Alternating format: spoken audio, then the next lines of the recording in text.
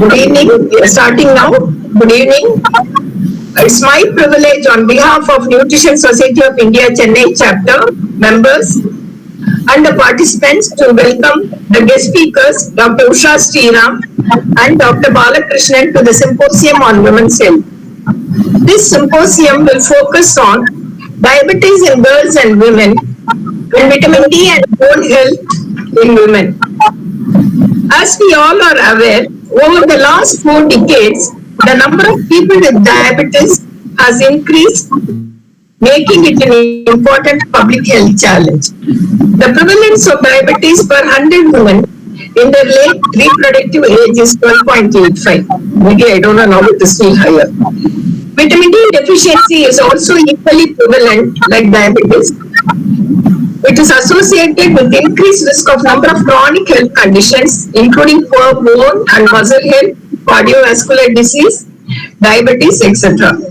I am grateful to Dr. Usha Sriram and Dr. Balakrishnan for having accepted our invitation to share their experience and expertise for the benefit of all the participants, who in turn will carry the message to the community at large. Thank you very much, doctors. Once again, I welcome all of you for the Symposium on Women's Health. Over to you, Sugandhi, for the introduction. Good afternoon. I'm very happy to introduce our first esteemed speaker of the day, Dr. Usha Sriram. She graduated from MMC and she is American Board Certified in Internal Medicine, Endocrinology, Diabetes and Metabolism. She is a founder of DIVAS, an NGO for prevention and care of diabetes and NCDs in girls and women. She is a president, Indian Society for Bone and Mineral Research, and her special interests are NCDs in women, gestational diabetes, pre-consumption care, bone health and diabetes, and cancer and diabetes. At present, she is heading the Department of General Medicine in TAB VHS. Ma'am, we are very happy to have you here, ma'am. Please, I now welcome you to share your views on diabetes in girls and women. Welcome, ma'am. Thank you, Sugandhi, and very proud, and of course my baby sister Gauri for this very, very kind invitation. I love doing, whenever I'm invited to do something with any nutrition-related group, and particularly WCC. I'm going to, start sharing my screen. And please bear with me because you are presently sharing your screen. Okay. Can you see my screen now? Can you see my screen? Yes. Yes. Today's topic is diabetes in women, and as the title says, diabetes in women, how different is it? Because for the longest time, I think we thought diabetes is diabetes, and it is the same in men and women. And International Women's Day is just 2 days away. And if there is one thing that I have learned over the years is that men and women are equal, but not the same. And definitely not the same when it comes to these non-communicable diseases like diabetes. And as I keep seeing more patients and more girls and women with diabetes and pre-diabetes, and learning from their experience, how they are experiencing diabetes and the complications that they are facing, the differences is becoming even more and more apparent and starkly obvious. So, how I plan to talk about this, a little bit about the scope of the problem, and then the drivers of diabetes in women, the consequences of diabetes in women, which are very different, and gestational diabetes, which is diabetes that happens during pregnancy, how that is a driver of diabetes, not just in the woman who has GDM, but in the next generation and the next generation. So it's a transgenerational and multi-generational problem, and some unique gender perspectives. So, this is globally the amount of diabetes that is there now, and already by 2020 we have jumped ahead considerably. And in Southeast Asia, I think we are well over 80 million people with diabetes and projected to, as you can see, double by 2040. And if we have learned anything from these past projections, we are always wrong, meaning that by 2030, probably we will reach that number or even sooner. Very interesting, just want to point out that the International Diabetes Federation, when it made this picture projecting men and women for 2015 and 2014, I think that they are actually showing us that 6 out of 10 people are going to be women, and they are projecting that more women will have diabetes globally. Already in India, the lifetime risk of diabetes is higher in women, even though right now it's sort of 50-50 across the world. And why I say that this is going to be much higher in the coming years, you look at this picture, the dotted blue lines are pre-diabetes, okay, in women. And if you see that, so much more pre-diabetes in younger women, something like 30% in Chennai and something like upwards of 40% in Delhi and around 30% in Karachi. So all this pre-diabetes will sooner or later will get converted into diabetes. And on top of it, we have other drivers as well. And we did a study called the in-depth study, and we did this in the 6 districts of Tamil Nadu, and you can see that in every district, more women were presenting to the clinics with diabetes. And this is against all things that we hear about, that women have less of a health-seeking behavior. So what are the drivers of diabetes in women? Is it different from that of men? Clearly different. So urbanization and globalization apply to both men and women, but particularly it applies to women because what happened with this is women who are traditionally, homemakers and rearing children, suddenly came into the workforce, and then when they came into the workforce, the obesity and sedentary lifestyle further compromised their health. And then on top of that, pregnancy is a driver, and gestational diabetes, which now they say in Asia, in Southeast Asia, affects as much as 1 in 4 pregnancies, and used to be 1 in 6. Now they're talking about 1 in 4. And 50 to 70% of women who have gestational diabetes, within the next 5 to 10 years of their index pregnancy, will go on to developing type 2 diabetes. And also, GDM tends to recur at a very high rate in the subsequent pregnancies. So, as people dealing with nutrition and giving dietary advice, I think it's really important for us to focus on what I call the low-hanging fruit, which is the inter-pregnancy interval, and make sure that women go into at least the next pregnancy in a healthier state. Polycystic ovary syndrome, which is uniquely women's problem, again at a very high risk of diabetes, 4 to 8 times higher risk of diabetes in those who have PCOS. The menopause, which is a natural occurrence in all women, is a time when body composition is changing. There is a more pro-atherogenic lipid profile. HDL goes down, LDL goes up, body weight goes up, and so the CV risk goes up. And it's also, again, because of these changes, a driver of diabetes.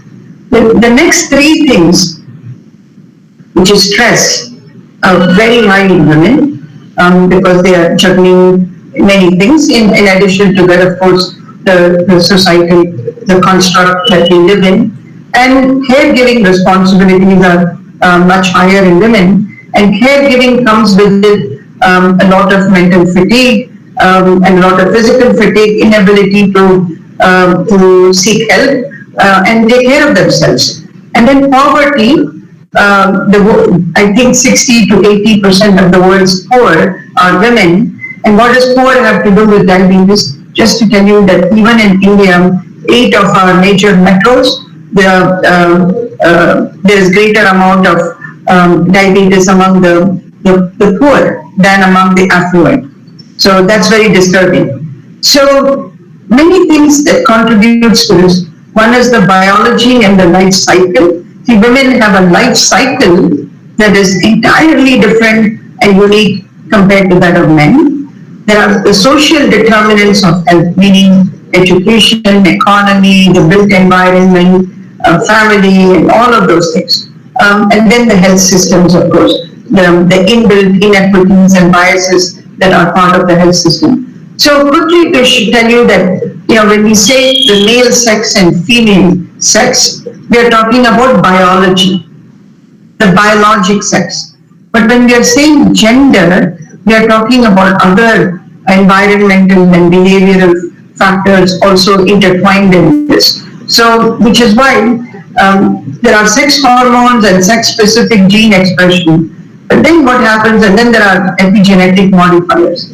But then what happens, these gender-specific things, meaning the education of the person, financial situations, cultural, factors, so many things play a part. For example, women are, if they are cooking and if they are exposed to cooking fuels and indoor air pollution, that's a driver of diabetes also. So it increases their risk for it.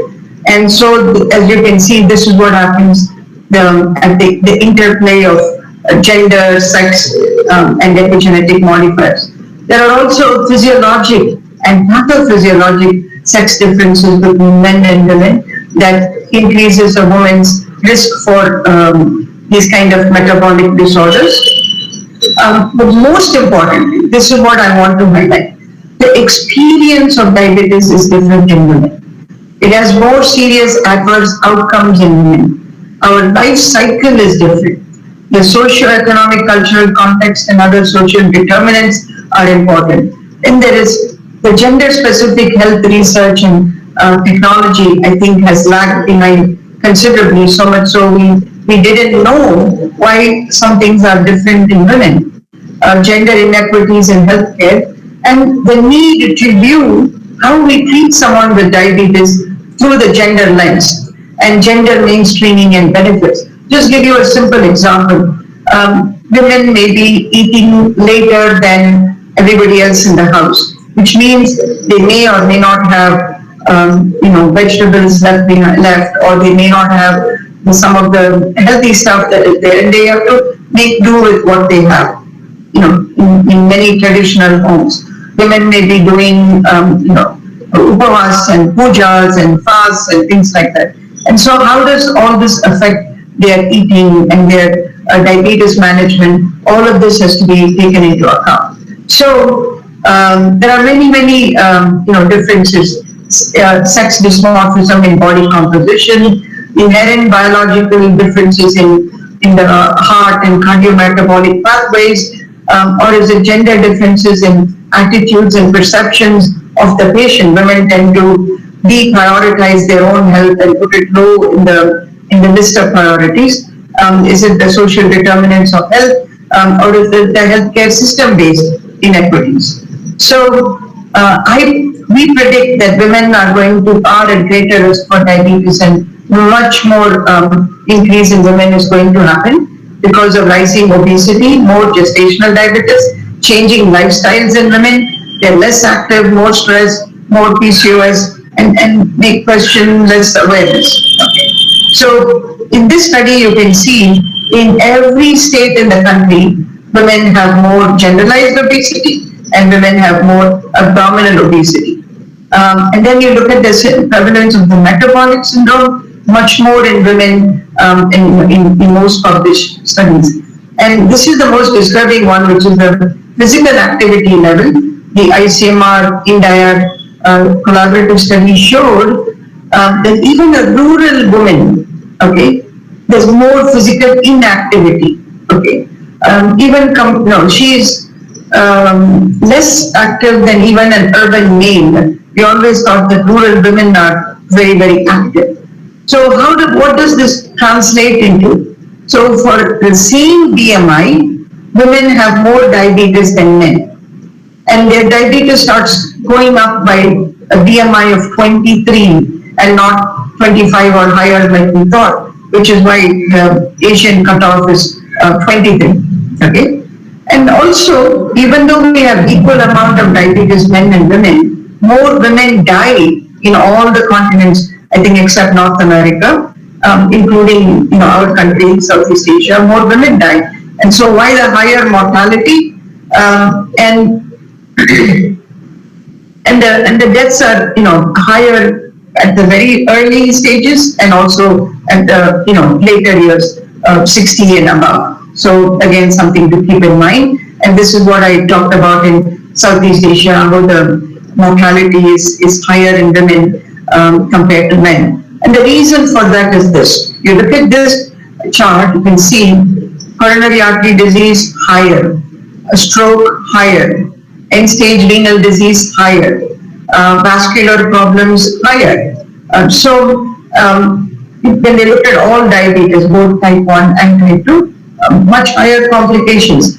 On top of this, there are other complications like fractures are higher, depression is higher, and more recently we are learning that cancer is higher. Cancer is 26% higher in women compared to men, and they have a slide on that, but not 26% higher compared to women without diabetes. For men, it is 17% higher than men without diabetes. So even in that, it's much higher. So again, you can see the relative risk of fatal coronary artery disease much higher in women. So one of the reasons why also this happens is the presentation is different in women compared to men. So it may not be the typical heavy chest pain, but it may be tiredness, it may be shortness of breath, it may be lightheadedness, an unusual upper body discomfort, nausea. So women need to be empowered with this knowledge so that they know when to seek help. And I already talked about stroke. So there is a possibility that there are sex differences in the endothelium, the lining of the blood vessels, and possibly the clock is starting to tick earlier among women. That's one theory. Another theory is men get diagnosed a little sooner than women, and it's possible that this longer time of staying with diabetes may also be increasing their risk. Okay. And there are also treatment biases. So heart disease and diseases like stroke are typically considered as male problems, and women may be ignored even by the health system when they have symptoms, or even by their families. So they usually do not get the high-end powerful statins or the attention that they need. What about something like depression? Depression is already twice more common in women. When you take diabetes, 2 times more common.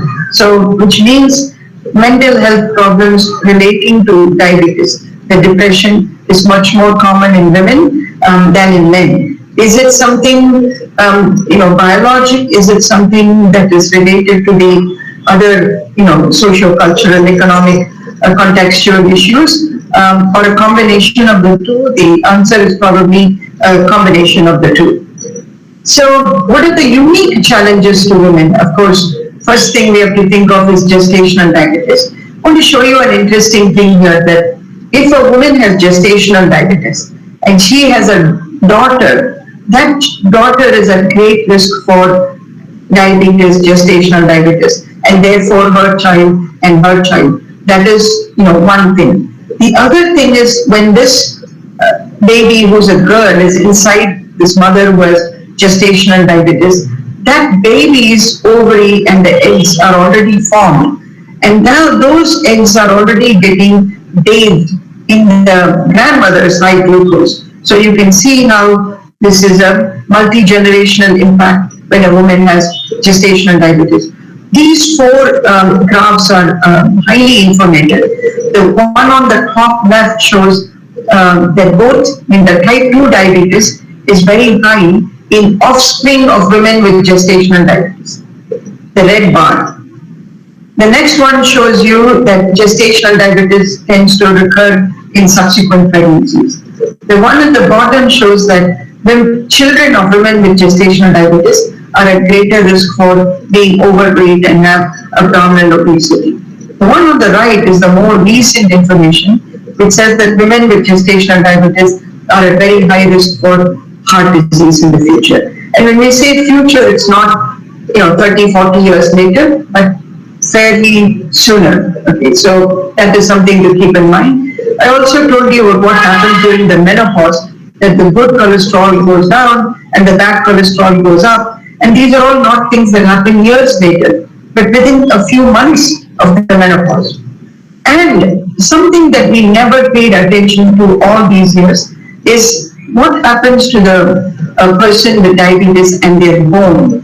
So there is a greater risk of osteoporosis and higher risk of fractures. And this is because of multiple things. Diabetes itself, and especially if it's long duration, poor control, there is a greater risk of bone loss.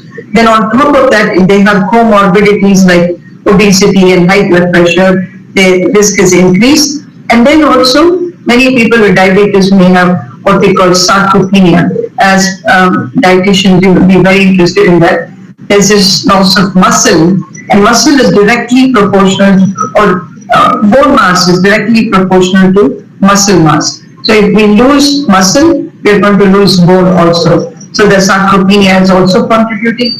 Some anti-diabetes medicines themselves, especially thiazolidinediones, the TZDs, are known to cause bone loss.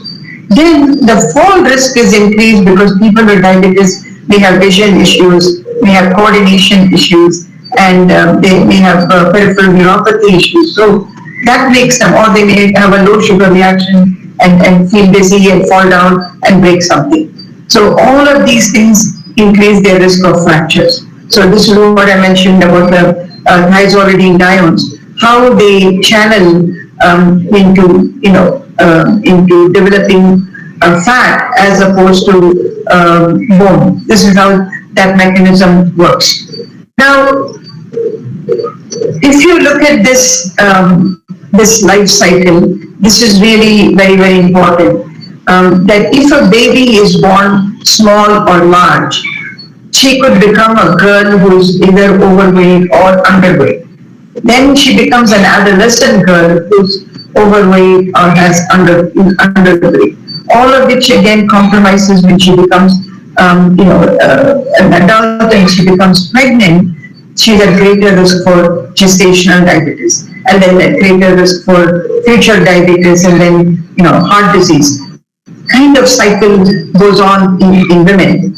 On top of that, there is also gender disparities in access and expenditure on healthcare, depending on women earn less than men, limited say in the utilization of household earnings, the healthcare of the males may assume priority, and healthcare expenditure of females considered as a burden, and increased dependence on others. Earlier it would be father, then husband, then it may become their son or son-in-law with the increasing age. And the woman's perspective about having diabetes is also very important. If it's a young woman, she's thinking, who's going to marry me? Will I be able to have children? What will my in-laws think? Will this affect my children? Will I be able to take care of my children? And then about side effects, will I gain weight? Will it cause other problems? And then about cost. And so they have other things that's going on in their head, in addition to what goes on in a man's head. So there are many barriers to providing the right kind of care for a woman, which could be just individual level barriers like their literacy levels, fears and denials, and lack of awareness. It may be logistic barriers like financial support, who's going to pay for this treatment or this medication, or the support system, family support for transportation. Many women are not able to come out by themselves alone, or accessibility to lab or a doctor. And then as far as societals, which is societal norms, what can women do, not do, priorities, and then as I mentioned even earlier, treatment costs. So this is a very nice study which showed how the financial dependence for disease management between men and women, where women are more dependent. Now comes the part about diet and physical activity and medications.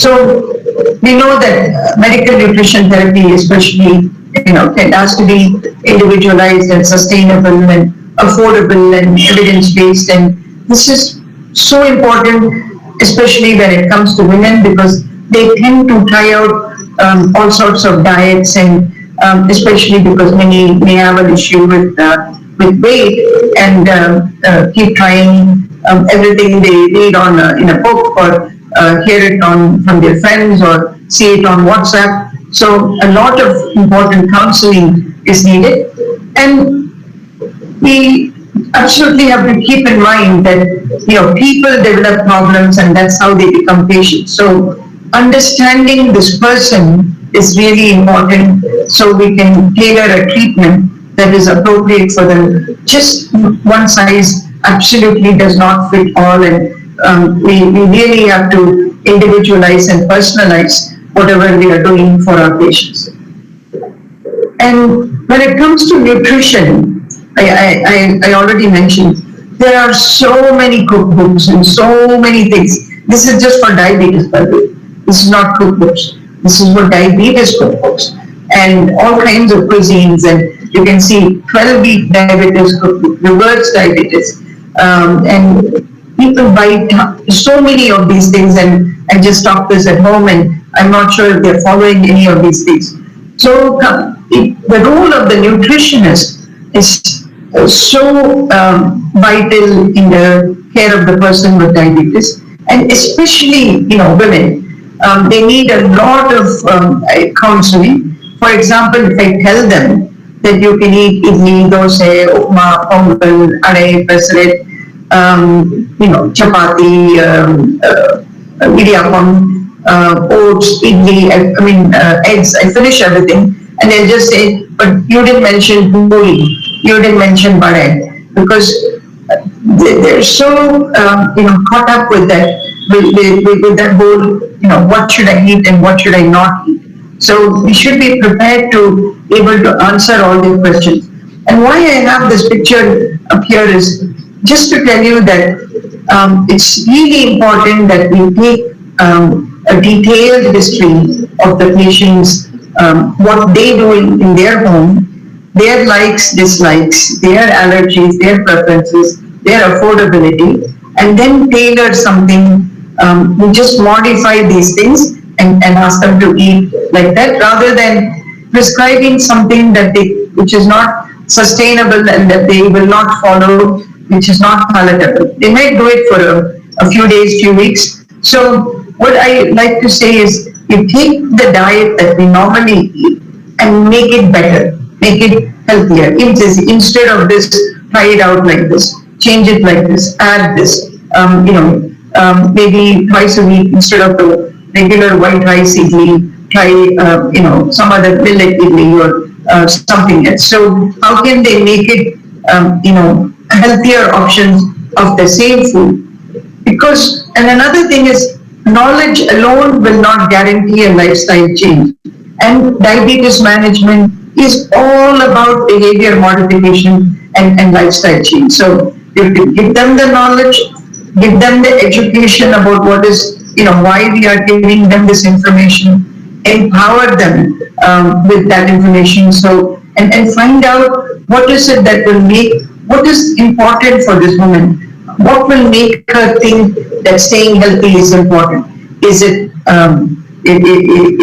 getting ready for a baby? Is it staying healthy for her children? Is it wanting to do something for herself? There will be something that is motivating this person to get fitter and get. I mean, we all know that she should do it for her own sake and not necessarily for another goal. But it's I'm just telling you, it's nice to find out what it is that they are want most out of life, and try to use that also to convince them to make the changes. So ultimately, unless the attitude change happens, many of these changes will not happen. We might provide everything. And if there is one condition that is full of myths, misconceptions, misinformation and disinformation, it's diabetes. So patients will have tons, as you can see this woman, tons of questions, so many decisions. Should I vaccinate? Do I need a mammogram? What exercise should I do? We must be prepared with all of those answers. And if you are not, the internet will. And I have been working on this now for a few years to try and see if we can get gender-specific guidelines in diabetes care, which is not yet available through any of the professional societies. May happen soon, we'll see. So the professional societies give us this kind of a broad guideline where they say if you have heart disease, do this. If the person is overweight, do this. If they want to lose weight, they can do this. If A1C is the problem, add these medicines. If cost is a major issue, do this. Nowhere do they say if it's a woman, do this. If it's a man, you do this. So I think it's time has really come that we start looking at it this way. Because we should really be looking at women in their reproductive years and in their peri and postmenopausal years. Because reproductive years, if they are planning a pregnancy, if they have diabetes, that's a major challenge, and we need to make sure that they are in very good control, and its preconception care should be provided. So it's very important that we start looking at is it a woman who has diabetes? So in spite of all the things, you can see this when this survey was done in India. A lot of women, their eating habits are irregular. They confess to skipping meals and things like that. So the role of a nutritionist and a diabetes coach, I think, is so important and adds so much value to the overall care of the patient, because they are the only ones who can actually give them not only the information but to educate them on all of those things. So personally, I feel that we need to apply the gender lens in all aspects of healthcare, but particularly in diabetes care for all the reasons that I just talked about. And we need to take a life course approach to the overall non-communicable disease prevention. And because in the earlier years, especially in fetal life, there is that plasticity when any changes we make will actually have far-reaching effects. And as people get older and they become an adult, the accumulated risk goes up, but the ability to make significant changes will go down. So it's really also important to take a life course approach in each phase of a woman's life. We provide the right kind of advice to prevent diabetes primarily, but if they already have diabetes, make sure that they do not develop complications and live long, healthy, productive lives. Thank you so much. I'm going to stop sharing the slides if I can move my cursor. Thank you, Dr. Usha, for a very lovely, informative, and an exciting session on gender-based, disparities in healthcare. I think when we talk about gender sensitization, we should also talk about how women are, more affected. So somebody asked, why do we celebrate Women's Day? I think we should rightfully celebrate Women's Day and, make people aware that we are so much more important and in all aspects. Thank you so much. It was really, really good. I think there are a couple of questions. Can I? Yeah. One person, Mahalakshmi, has asked, I'm 50 and she has joint pain 3 years before she has got menopause. So, I mean, she probably wants to know why. Joint pains, right? She says she has got joint pain all places. So I guess it's like all joints. Either because of what we call osteoarthritis, which is wear and tear, more common in people who are overweight, or it may be because of what we call fibromyalgia, which is usually lack of sleep and stress can bring it on. It can be from vitamin D deficiency. Joint pain, or it can be a completely different form of arthritis. So, and if she has diabetes and it is poor control, people have been known to have lots of aches and pains. Okay. I hope it answers her question. There's another one on any evidence on how a person with strong genetic history of diabetes can delay or prevent diabetes. Sure. Only thing is eating healthy, being active. I give a simple answer. I just tell them, pretend you have diabetes. Pretend that you already have it. Yeah. Eat very healthy, be very active, keep your weight where it should be, lower stress, sleep well, do some yoga, meditation, only these things, no medications. So these will definitely help to prevent or postpone. Okay. So there's one more. Is the gender disparity due to any particular gene that is expressed more in women? This is Varsha Pramod. She wishes everybody a happy Women's Day too. No, not yet. I mean, we have a second set, X chromosome with a whole set of genes, but it's not because of that. It's just the female biology on the one hand, and then the social trends of health on the other hand. So both, when they come and converge like that, there's this intersection of gender and biologic sex and diabetes. It's a powerful collision course. I have one. How do you, like when people from the lower socioeconomic background, they come for counseling or, medical advice. See, it is easy to even tell them to go to these government hospitals for medications. But when it comes to diet, it's really very difficult because accessibility is one and affordability is another aspect. So they cannot really eat healthy foods which are, supposed to be preventive. So, see, when we say healthy food, it also be traditional, foods can also be healthy, provided that they have to make the effort a little bit. If what has happened, Gauri, is because of the ease of the grinding the marble, all breakfast will become easy, lunch will become rice, and dinner will become dosa. Yeah, correct. And people tell me now, I eat rice only once a day. They're eating it 3 times a day. Yeah. So we need to change that to eating more, vegetables. They can have, more of beans, which are, the affordable beans that is cheaper than wheat for that month or today. All of those things we can have. More of dals and vegetables. They may not be able to eat nuts, but they can try to and peanuts. They may not be able to eat other nuts. They may not be able to eat cauliflower and broccoli and things like that, but they can definitely have other vegetables. So I'm just saying, we have to fit those things in, and it's very important. Yeah. More time, you are right. Thank you.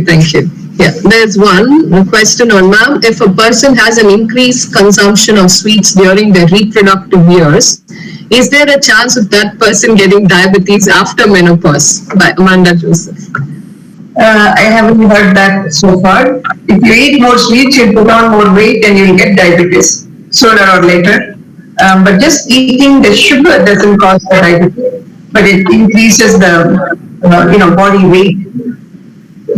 I think overall calories. Yeah. There's also another one. How do we introduce exercise to someone who's close to 50 years? That will aid in diabetes and weight control by Farhad Khalida. So that's where you have to think of two things. One is what motivates them.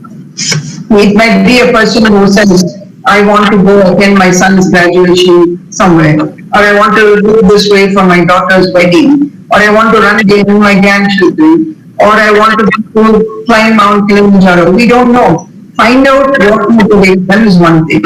The second thing is let them do what's fun for them. Let's not make exercise dull, boring, go for a walk at 4:30 in the morning. We shouldn't, do like that. But if they like dancing, put some music and dance in your room. If you like to go out with friends, go out and do that. So it depends what knocks their Yeah, I think physical activity should be really, stressed from a very young age. And as children, I think they should be more out playing rather than all these sedentary behavioral activities. So I think that's really, really important. So I think there are questions as of now, really so many. So thank you so much. Just Dr. Sharifa would like to say something. Thank you very much, Doctor. It was an excellent, very clear presentation. I'm sure many will benefit because we are going to upload it on the YouTube. I'm sure many will benefit by your talk. Thank you very much, Doctor. I know today it's a second talk for you. Again, you are going to go for one more presentation. Thank you very much. Thank you so much. Yeah. Bye. Thank you so much. Thank you. Yeah, bye. Thank you. Yeah. Actually, before we start, can I apologize to the students because Doctor, just 1 minute. For participants, I would like to apologize because we could not send the participation certificate for the earlier webinar. You will be getting it by tonight, and today's certificate you will get it by tomorrow. Kindly fill in the feedback form to generate the certificate. Thank you. Very sorry for the delay in sending you the certificate.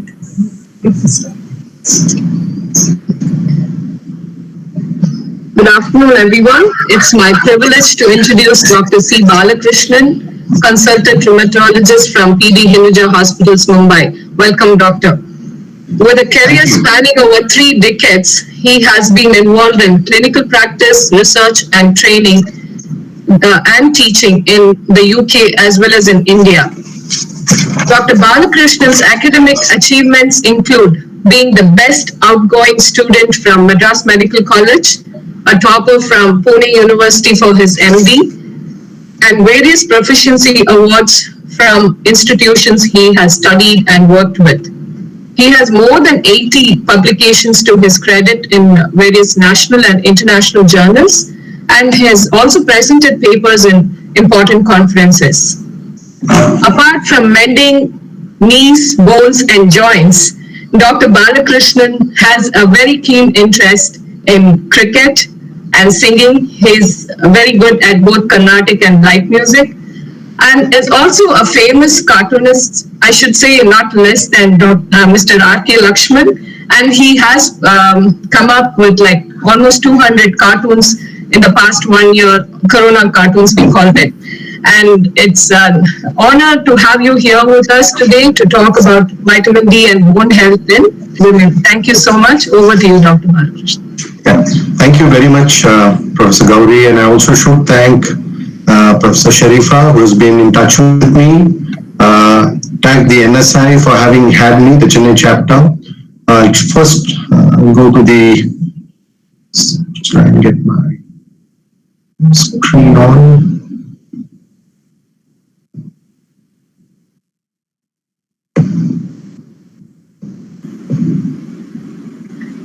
Yeah, can Can you see my screen now? I just wanted to make sure that. No, Not yet? No. Just one more minute. I'll just do that again.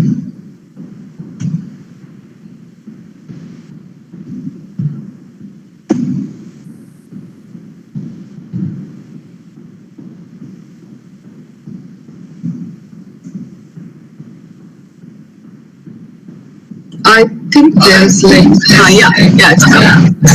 Yeah. Just a minute. Yeah. So today the topic given to me is vitamin D and bone and health in women.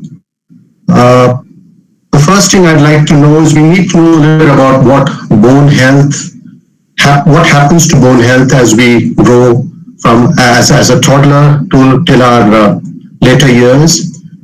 The most important thing to note is that we accrue bone, we go on getting bone as we grow older, and the bone mass, as it's called, or the bone strength, the maximum strength is reached usually between the ages of 18 to 25, and that's called peak bone mass, as is given on this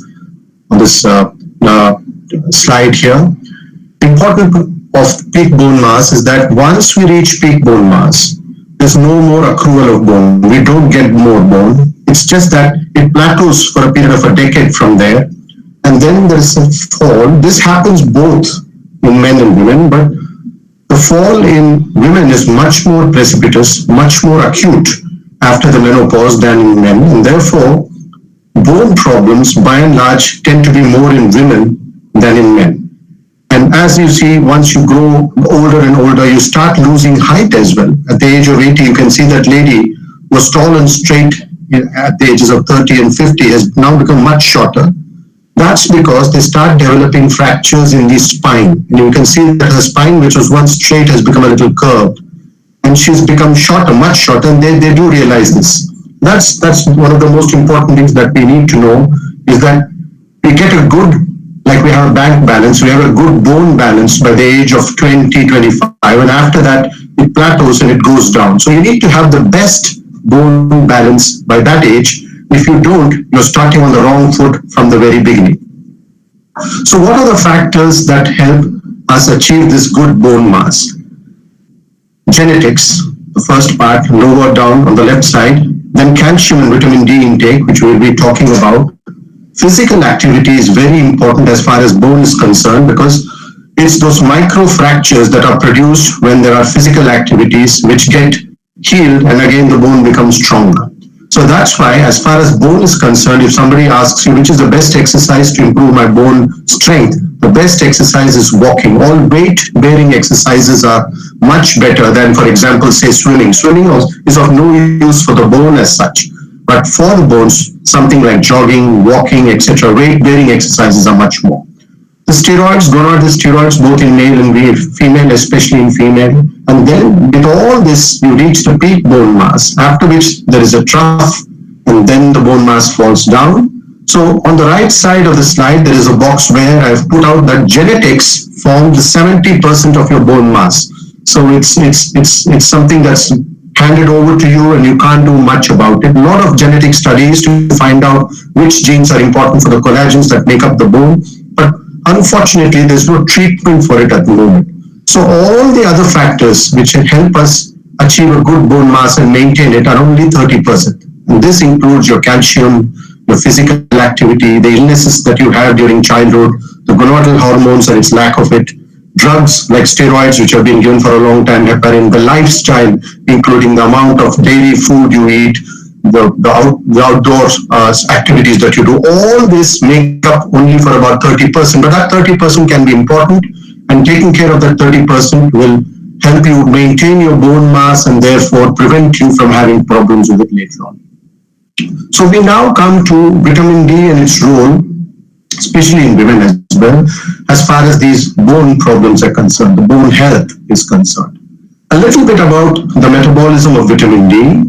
There are three main areas which we need to know as far as our anatomy is concerned, where vitamin D is important. One is the skin. The second part is the liver, and the third part is the kidney. The sunlight hitting the skin produces a very basic form of vitamin D called a 7-dehydrocholecalciferol. Vitamin D is a steroid, so that ROL stands for the steroid. And then from the skin it goes to the liver where hydroxylation, 25 hydroxylation occurs. And further on it goes to the kidney where 125 hydroxylation occurs, and that forms the active form. 125 dihydrocholecalciferol is the active form of vitamin D, which has myriad of effects on various parts of the body, which we will see. So what are the biological effects of vitamin D? Sometimes it's just narrowed down to just bone, but vitamin D is actually now thought to be a pro-hormone and a hormone of sorts. It can act on many organs, can act on the kidneys as given here, and therefore cause bone formation, calcium homeostasis. Pancreas, very important. We spoke a lot about diabetes in our earlier lecture. It facilitates insulin secretion, very important.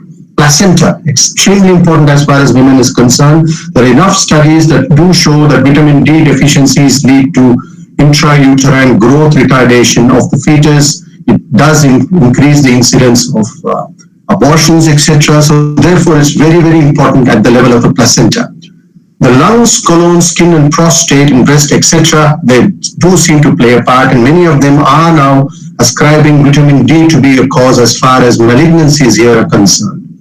And last but not the least, the right-hand side is the macrophage. I just put macrophage there, but vitamin D receptors are found in almost all cells in the body, especially the immune cells, and vitamin D is a very important determinant, and many of the diseases that we find, immune diseases, are much more common in women, and vitamin D deficiency somehow tends to predispose them to these diseases. It's a very important thing for us to remember. As far as sources of vitamin D are concerned, the most important source is the sunlight. Almost 60 to 70% of our vitamin D comes from the sun. Unfortunately, being in a tropical country, we are endowed with it, but unfortunately, because of our lifestyle, we don't go out much into the sun. We're all, especially in a city like Mumbai, we're in tall high rises. We hardly go out into the sun. We get down from our flats, we get into a car with shades, we go to another place to work where we're in the AC all the time. So many times I tell my patients that the tropical country is outside and we are inside, and that's why we get the vitamin D deficiency. As far as diet is concerned, fortunate for the non-vegetarians, a lot of non-vegetarian food, especially the seafood, has lots of vitamin D, including high vitamin cod liver oil, standard cod liver oil, salmon, mackerel, tuna, etc. So mostly the seafood, sometimes some little helpings in egg yolk, beef liver, cheese, etc. For vegetarian, cheese and other things are the ones that we ask for as far as dietary food is concerned. It's more so for the calcium than for the vitamin D, including milk products, but vitamin D is also found in small quantities in them. But the main source is the sunlight. So we need to know a little bit about how sunlight helps in the production of vitamin D. What we need to know a little bit more as far as the UV rays are concerned. As all of us know, there are three forms of UV rays, the UVA, B, and C. The C gets totally blocked in the ozone layer of the stratosphere. B and A are the one that comes through and hits our skin. UVA is of not much use as far as vitamin D is concerned. The most important ultraviolet ray is the UVB in its wavelengths. And what is important to note is what I have written on the top. It's not the sunlight from the sides. Many patients, many of them who come to us and say, I do go for a walk in the evenings, or I get up in the morning and go for a walk. Although it's good for stamina and general exercise purpose, it's not good for vitamin D because the slanting sun rays, very little UVB comes and hits you on the skin and very little vitamin D is produced. So it's vitamin D that comes between the timings of 12 in the noon to 2 in the afternoon. Sometimes it's very difficult to go out, and that's that kind of sunlight, that kind of heat. And that's why probably we are now depending more and more on medications to maintain our vitamin D levels than the sunshine. So UVB is the one that we need to know about. Now, what are the factors that affect the vitamin D status? It's very important to know this. Factors regulating production on the left side and factors regulating absorption on the right side. As far as production is concerned, pigmentation of the skin. The more pigmented the skin is, the less likely that the basic vitamin D formation in the skin occurs. So as Asians, we are at a disadvantage from the very beginning. Latitude, the closer you are to the equator, the more central the sun is, more likely that your vitamin D will be good. Dress codes. In the winters and in cold weather, people are fully clothed and therefore exposed skin is not available for vitamin D production. Season. Summer is better, winter is not that good as far as vitamin D. Aging skin does not produce as much vitamin D as the young skin. Sunscreens, more and more of us are using sunscreens. We're getting sunburned because of the UV rays, and most of the sunscreens have what is called as a sun protection factor, SPF. If the SPF is more than 40-45, it blocks both your UVA and UVB, so therefore your vitamin D production goes down. Air pollution does not allow vitamin D to, the sun rays to be hitting your skin directly. It is deflected by the pollutants that are there, and therefore you don't get enough hitting your skin. And absorption on the right side, diet with less fatty acids, bariatric surgeries, but also remember what I've written right down in the slide here, that liver and renal disorders. A few slides back, we did see that the basic vitamin D first goes to the liver, gets converted to 25-hydroxy-D, and then goes to the kidney, where it gets converted to 125. So if you have a liver problem or a renal problem, a kidney problem, active production of proper vitamin D is not happening. The 25 hydroxylation and 125 does not occur, and therefore a lot of problems due to these deficiencies will occur. What about vitamin D in women's health? Lots and lots of studies on how vitamin D can affect women's health. We all know that in the childhood, the most important problem with vitamin D deficiency is rickets, but you will be surprised to know that even diabetes, asthma, and schizophrenia, although schizophrenia is mainly a genetic problem, vitamin D can be playing a part there. I put the ones in red boxes just to tell you where the studies are very, very, very incriminating. The other things that are outside the red box, there's still a lot of work to be done, and we're not too sure, but still there are pointers that are coming in that direction, and over the next few decades, you'll probably get better studies. Pregnancy, yes, preeclampsia and spontaneous preterm birth, etc., are well known in vitamin D deficient people. And as you go over and over a period of time, the bone problems and muscle problems become common. Vitamin D is not only important for the bone, osteoporosis and osteomalacia, but also it's very, very important for muscle strength, as was told by Professor Sriram in the last lecture, that diabetes affects the muscle strength, so does vitamin D.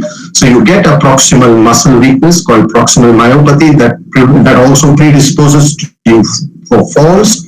And most importantly, if you don't fall, more often you don't fracture. So therefore, vitamin D not only weakens the bone, but also weakens the muscles, which also leads to more and more falls. So that's next slide. We need to know the two terms that we often use as far as the bone abnormalities are concerned. One is osteoporosis and the other is osteomalacia. They're not the same. On the left-hand side of the slide, you see the two boxes there. So the bone consists of two main components, the mineral and the matrix. The mineral, the collagen and all the other things that are there around it, basic BMPs, etc. The mineral is the calcium and the complexes of calcium that are deposited on the matrix. In osteoporosis, which is the central bar here, there is a total reduction of both the mineral and the matrix, but the ratio between the mineral and the matrix is maintained, as you can see in the figure. Whereas when you go towards osteomalacia or rickets that we are discussing, here the mineral is affected much more. So therefore matrix is maintained, but the mineral is almost half or 10% of what it should be. And that's why you get very, very spongy, soft bones in patients with rickets and osteomalacia. This is a very simple and easy way of understanding what happens in osteoporosis and what happens in osteomalacia. So let's go a little bit deeper into what osteomalacia and rickets do. So this is on the left side of the screen is the normal bone, where you can see the brownish bits that you see around, or what are called as osteoid seams. They are new bones that are formed, and calcification of this bone occurs, and then the bone becomes complete. On the right side is a patient with osteomalacia or even rickets, wherein the matrix is formed, the bone is becoming, you can see the brown areas, shades which are seen are much more than what is seen on the left side, but they're not calcified. So that's why you have much more of osteoid, we call these osteoid seams. The wavy brown forms are called the osteoid seams, and they are not calcified at all because of deficiency of vitamin D causes deficiency deficiency of calcification of these osteoid seams, and hence the bone becomes weak. So because of this, you get all the changes on x-rays. On the left side is a child's x-ray with rickets, where the bones are yet to be formed in the wrist. And you can see a big difference between, you see an area here where the arrows are, where the osteoid seams have been formed and calcification has not occurred. Since the calcification has not occurred, the x-ray is not showing you the bone there. Similarly, on the right side, you can see almost what looks like a fracture on the bones of the leg. It's called Looser's zones, and these are also osteoid seams, which are just the matrix part, which has not been calcified. And once treatment is done, these two x-rays will look totally different, with bones having formed there. You will not see the crack which is seen on the right side, nor will you see this big gap here, which you see in the radius and ulna, which are the lower on the bones that you have in your forearms.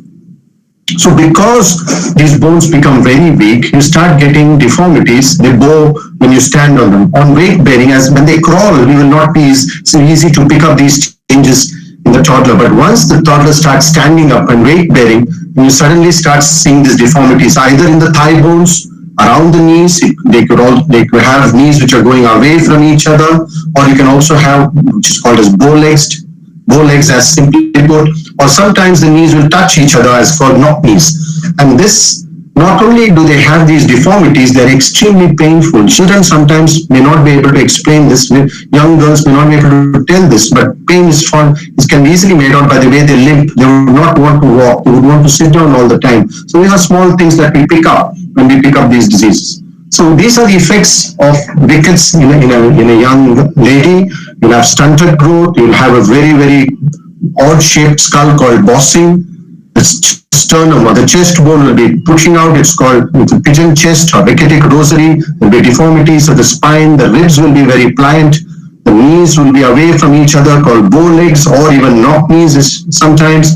The pelvic bones will also be weak. So this patient will be in pain, will be waddling, will not be trying to walk well, will have deformities while walking, and will have a very, very prominent forehead. So that's how that child presents, a young girl. As far as osteomalacia is concerned, in women, it's very, very, very common. Any 45, 50-year-old who comes to my clinic thinking he has an arthritis, but I don't see arthritis, we always check for vitamin D deficiency. It's rampant because, as I said, we don't get adequate sunshine. The tropical countries outside and we're inside. So they complain of bone pain and bone tenderness. If you touch the bones, the sternal bones, the bones in the arms, the legs, they're very painful. They have deformities. They have a waddling gait. Waddling gait is almost a comical gait where they move, dance from one side to the other, lifting the legs up. That's because the muscles are weak and not in coordination. That's why they have to walk like that to lift the leg off the floor, as it were, when they walk. They limp because of the pain. They get fractures, as we saw in those x-rays, which are called Looser's zones. You can get compression fractures of the vertebrae. The muscles are weak, and that's why they waddle. And all this, especially in the elderly, as they grow older, the lady grows older, that increases the risk for falls and fractures, etc. So that's very, very important. So how do we treat rickets and osteomalacia? First is proper diagnosis, then we check the levels, we ask for tests including the calcium, phosphorus, alkaline phosphatase, the proteins in the blood, and also vitamin D levels and PTH. These are two hormones that are counter-regulatory. It's like a seesaw. So if vitamin D goes down, the PTH will go up. And if vitamin D is replenished, the PTH will come down again. So these two things help us also when we treat the patients. So basically, as given in this tabular column here, if the liver and kidney are okay, you can give basic vitamin D called cholecalciferol. This is usually given as sachets, as an injection, or as tablets once a week for 8 to 12 weeks. If there is a liver pathology, and therefore the 25-hydroxylation don't occur, 25-hydroxylation don't occur, we need to give tablets that contain the 25-hydroxylase molecule. If the kidney is not working, then we go to the active vitamin D component called 125. These are all available, easily available. So depending on the patient's situation, whether the liver and kidney are working, how fast we want the vitamin D to be replenished in the body, how much symptoms the patient has, we choose one of this and treat the patients. And then slowly, it's miraculous that over a period of time, this waddling goes, the pain goes, the patient walks much better without difficulty. That was about osteomalacia, wherein the mineral part of the bone goes down and the bones become weak. Osteoporosis is a different kettle of fish. Here, both the mineral and matrix go down, the whole bone becomes weak. These are called bone. The left side, it almost looks like a cheesecake, but this connectivity is well maintained. The bones are quite thick with Haversian canals, the lacunae that you see inside. But on the right side is an osteoporotic bone, and you can find out, you easily make out how weak it gets. So this is one of the bones from, I think, the vertebrae, where you can see the whole bone has become much, much weaker than its normal counterpart on the left side. So because of this, again, this slide just to show you that the right hand one, the cornermost one, shows that the mineral matrix is low in osteomalacia, but here in osteoporosis, the middle one, the ratio is maintained, but as a whole, there is reduction in both, and therefore the bone is weak. So what will be the clinical features of a lady who comes with osteoporosis? 70 to 80%, it will be silent. So therefore, you will need to have a high index of suspicion to pick this big chunk of people who are below the clinically evident line. You need to have a high index of suspicion. Anyone who has an early menopause, any lady who's menopause at the age of 35. We also ask for family history. That is a surrogate marker for genes. We don't do genetic studies now, but we can ask for surrogate markers. If somebody says, look, I have some aches and pains, but my mother had a hip fracture when she was 60, that means she might have been given the same genes down the line. So she might be having to start with, and when the genes might be weak, and we did talk saying the genes, genetic component is 70%. So that is the history we look for. We look for dietary history. If bone pains are there, we look for dietary history, whether they've had enough calcium in their diet. And there have been so many dietary fads that have come into the market because of weight loss and other things that go on. People are just shunning dairy food for various reasons, and that leads to weakening of the bones. And they're not even taking supplements of calcium to prevent that weakening. Nobody's told them. They've just told them to go on a diet, but nobody has told them about this. The one that is evident on top, the small triangle that's evident on top of the black line, is the one wherein we get to know and search for it. These are patients who develop fractures. When the bones become weak over a period of time, the last outcome that we are most worried about, and which we want to prevent eventually when we are treating osteoporosis, are fractures. So we need to know a little bit about what kind of fractures are common. Wrist fracture is called as a sentinel fracture. This is often the first fracture that occurs. A lady about 50-year-old coming towards menopause who's never had a good peak bone mass at the age of 20 because she was sick during childhood, had multiple children that she gave birth to. She was not conscious of her own diet as far as calcium. She didn't have enough exposure to sun. She already has a weak bone. She just slips in the bathroom and just lands on her wrist and trying to protect herself, and then the wrist fractures. That itself is enough. That is called a standing height fall. If I'm just standing and I fall, the bones should be strong enough not to get a fracture. If somebody has fractured after a standing height fall, the bones are already weak. Whatever you do, you need to check for osteoporosis and treat. So often the first fracture is wrist fracture, and this cannot go unnoticed. It's very painful. It has to be treated. But often what we see is the orthopedic surgeons treating the wrist fractures, but not talking to the patient, the lady, about osteoporosis and how to maintain the bones, treatment for the bones. The second fracture is vertebral fracture, which is there on top. This is the one that leads to shortening of height. So if a lady who comes to me with aches and pains says, look, I'm very funnily, I'm losing my height, doctor. It's nothing funny. The thing is, nobody has looked at her spine. She must be developing a deformity in the spine called kyphosis, and because of that, she's becoming shorter and shorter. And the important thing to remember about these vertebral fractures, unlike the wrist fracture, which is evident and painful, vertebral fractures, more than 50% are silent. They do not, you cannot pick it up. And the next fracture, which is the one that we most are worried about and we don't want to happen, is a hip fracture. Hip fractures are very scary in the sense that it makes the patient bedbound if not taken care of. And it is known that if you do not treat the hip fracture with orthopedic measures, whatever, surgery, etc., to get the hip fracture mended, that patient has a chance. The mortality rate in the next 1 year is almost 40% in that patient. So you need to treat them, whatever their age may be. If there is no other contraindication like heart and lung for the anesthesia, these patients need treatment.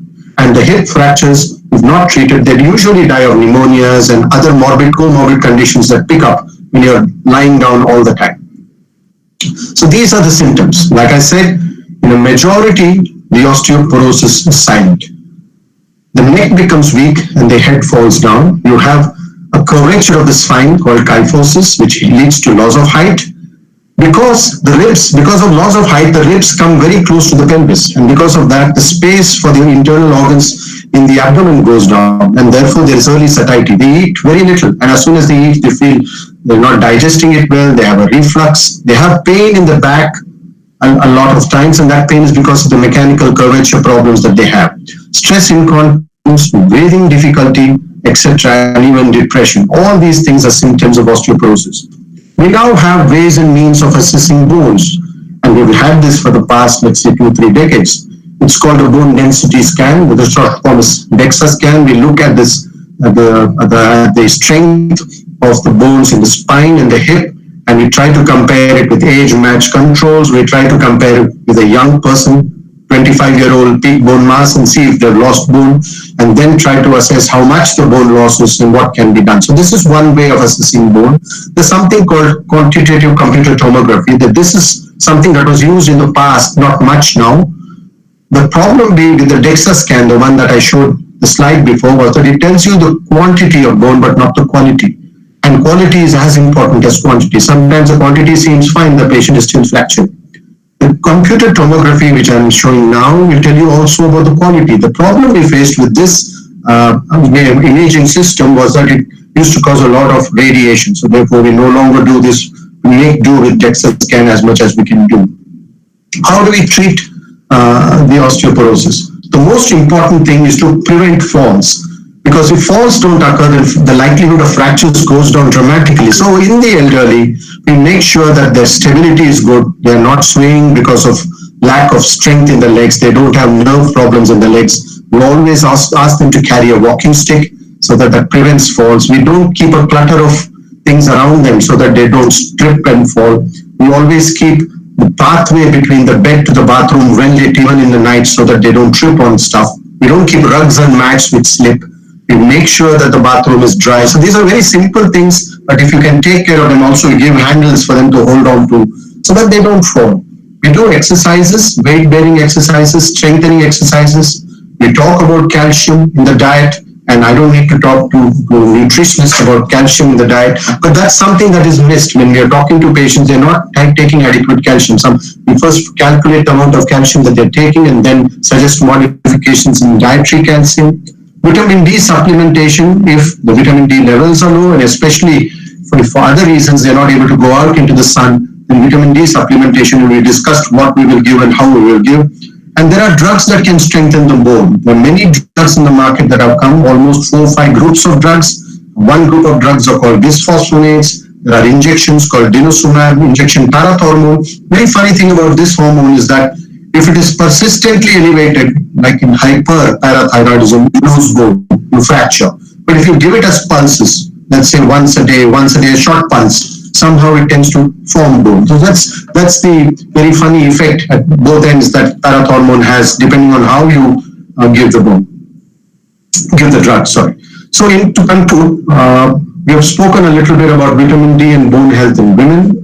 Vitamin D is a pro-hormone. It has more effects on a lady, just the bone. It has important effects on the fetus. It has very important effects during pregnancy, therefore, and also on the immune system. It's a maturation agent. After the cell division, you have cell maturation. And many of these cells have vitamin D as receptors on them, and vitamin D helps the maturation part. It's very important as far as malignancy is concerned, and more studies are being done into that part. The most important source is the sun. It's the sunshine vitamin D. It's a sunshine vitamin. But unfortunately, although we are in a tropical climate, we don't seem to get adequate sunshine for the various reasons that I spoke to you about.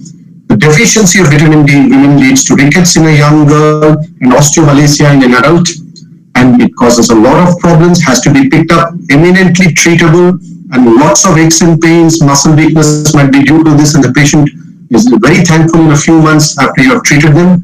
It also has a very, very important role to play in osteoporosis.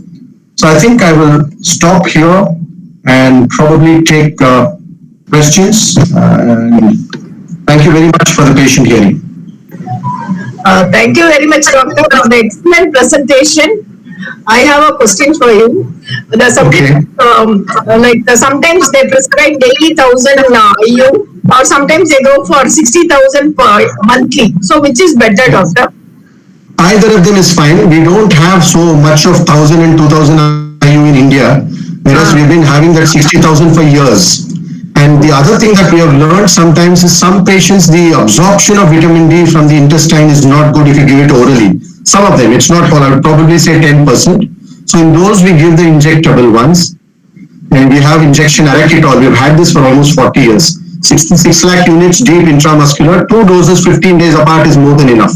Otherwise, you also run the risk of hypervitaminosis D with hypercalcemia, which has its own problems. Either is okay with me. But once a week for about 6 to 8 weeks and followed by once a month as maintenance is what we normally do orally. And one more question, doctor. You said it's better to have a sun exposure between 12 and 2 for 30 minutes. What about people who are photosensitive? Correct. That's why I said those people will need oral medications or much more. They have to be told about because they will be vitamin D deficient.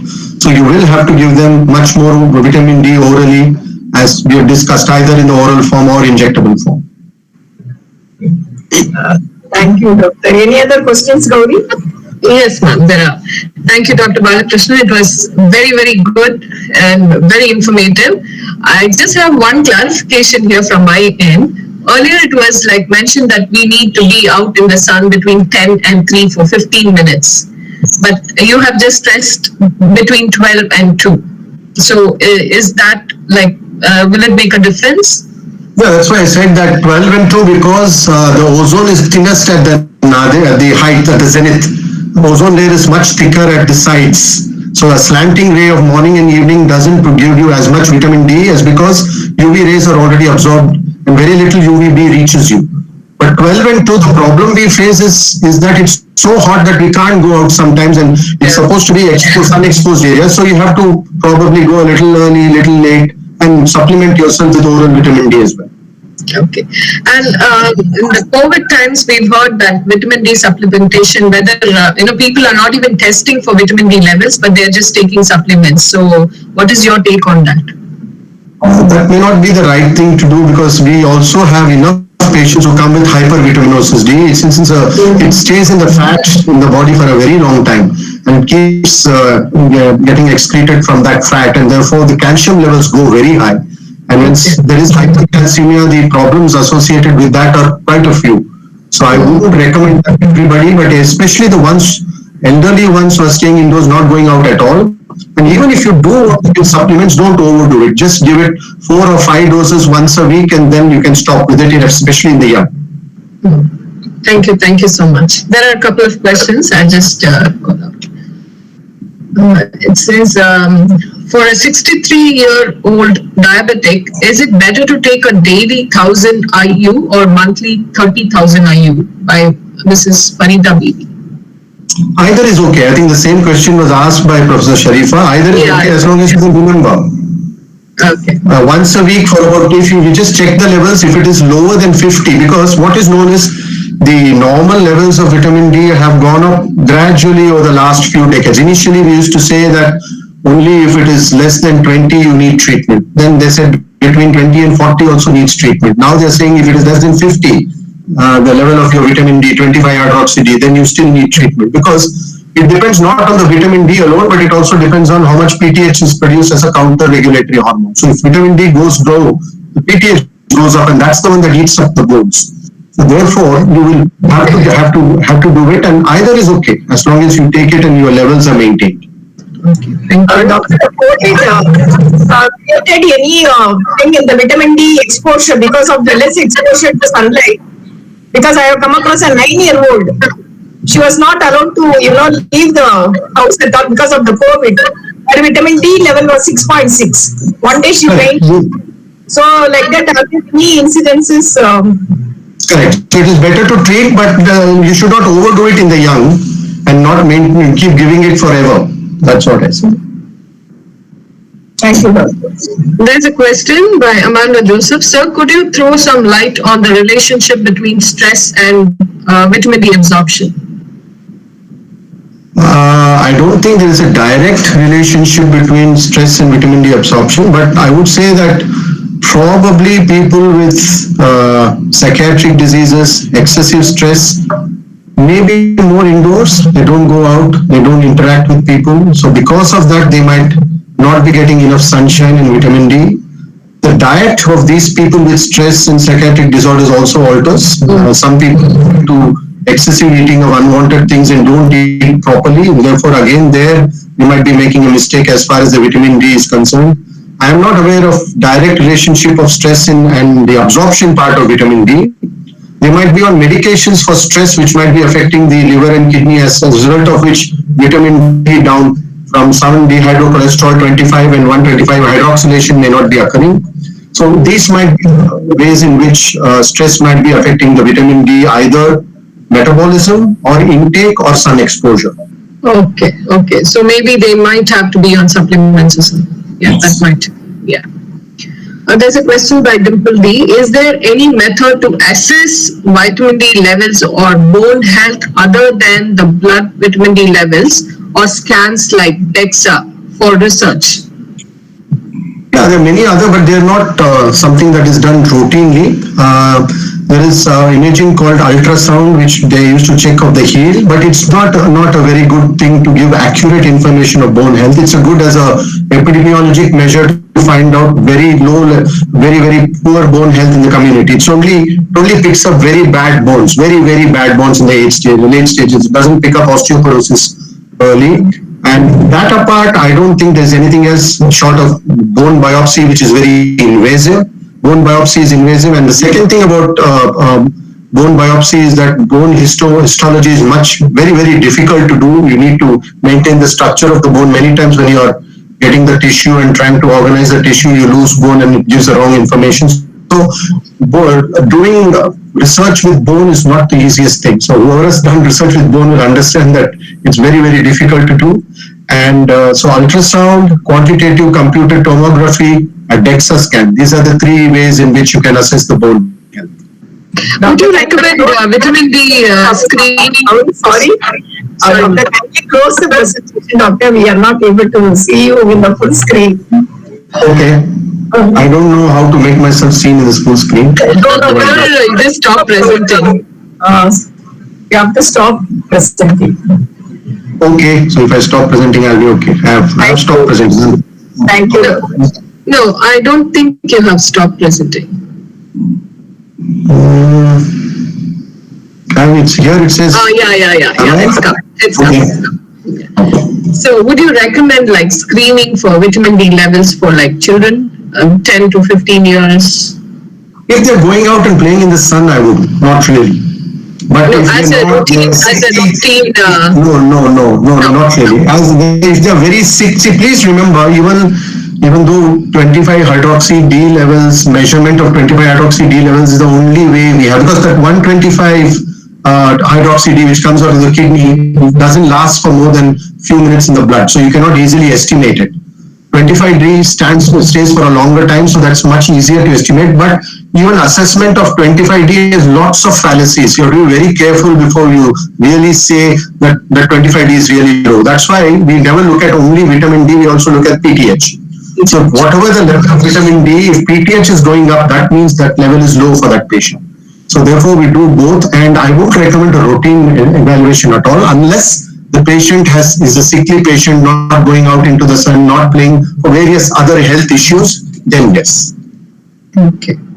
There's another question by Tulasi. How long do dark-skinned people, how long do they have to be exposed to sunlight? It's longer, so it's about 30 to 45 minutes, and the white skin is about 10 to 20. If white skin stays, a Caucasian stays for 30 to 45 minutes, is more worried about skin cancers and having sunburns, etc. So it's less than that. Okay, thank you.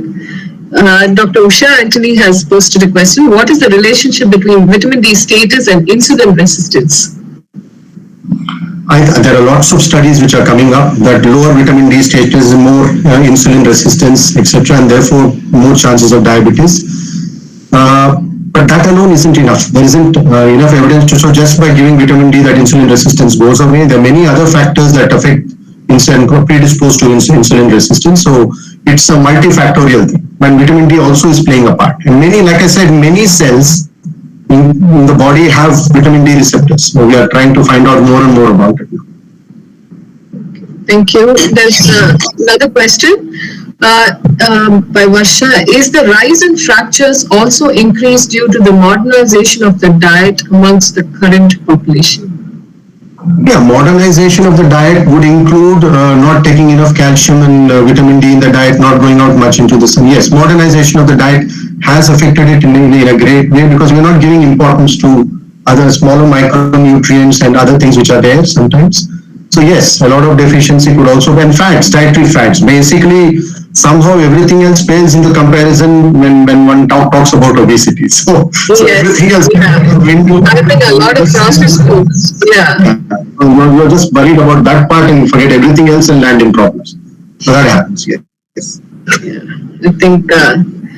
Thank you, Dr. Balakrishnan. These were the questions that were posted. So.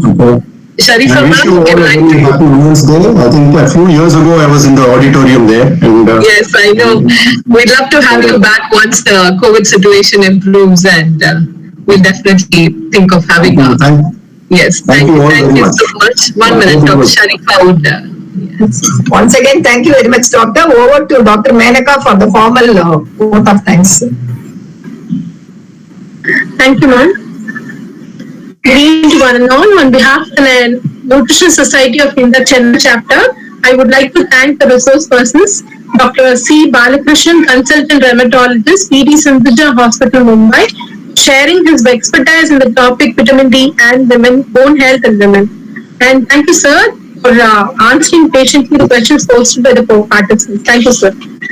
And I would also like to thank the other resource person, Dr. Usha Sriram, HOD, Department of General Medicine, DHS, for sharing her expertise in a very needful topic today, diabetes in girls and women. I thank all the participants for actively participating in the symposium. And I also extend my thanks to Dr. Sharifa, convener, NSI Chennai Chapter, Dr. Gauri Ramesh, and Dr. Sugandhi, and all the other NSI core members for the contribution to the successful conduct of the program. Thank you all. Happy Women's Day, and kindly subscribe to our channel, NSI Chennai Chapter, for many more informative programs. Thank you all. Thank you very much. Thank you so much. And there are lots of feedback about the sessions being very informative, inspiring, and excellent. So thank you so much for being with us today. Thank you. Thank you, Doctor. It was a very informative session, Doctor. Thank you very much. Thank you. Thank you. Bye.